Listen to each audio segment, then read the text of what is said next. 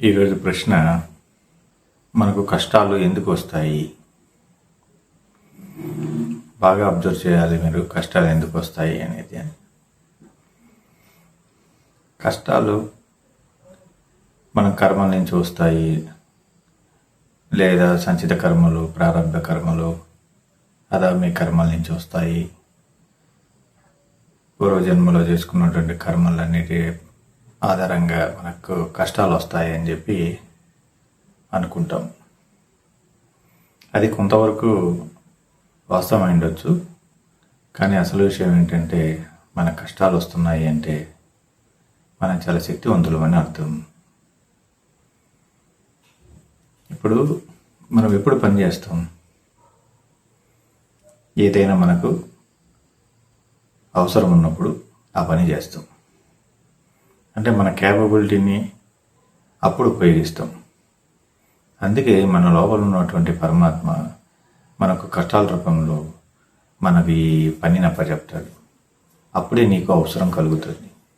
ఈ అవసరం ద్వారా నీలో ఉన్న క్యాపబిలిటీని బయటికి తీస్తావు అన్నమాట. అంటే నిన్ను నువ్వు ఉపయోగించుకోవడానికి, నిన్ను నువ్వు సమర్థవంతంగా తయారు చేసుకోవడానికి ఈ కష్టాలు అనేవి వస్తాయి. అందుకే అరిస్టాటిల్ చెప్పినట్టుగా కష్టాలు అనేవి మనం అనుకుంటున్నాం, కానీ అక్కడ ఒక ఆపర్చునిటీ ఉంటుంది. ఆ ఆపర్చునిటీ కష్టాల్లో ఉన్నప్పుడు వెతకాలి అని చెప్పాడు. అందుకని మనకు కష్టాలు వస్తున్నాయని భయపడవద్దు. ఎట్టి పరిస్థితుల్లోనూ భయపడకుండా ఈ కష్టాల్లో కూడా నేను గెలవడానికి ఒక అవకాశం ఉంది అని చెప్పి ఆలోచించి నీ మొదటికి మేధస్సుకి పని పెట్టాలి. అప్పుడు నీలో ఉన్నటువంటి శక్తులన్నీ ఉపయోగించి ఒక కొత్త ఇన్నోవేషన్ అనేది జరుగుద్ది అనమాట. అందుకే కష్టాలు వస్తాయి.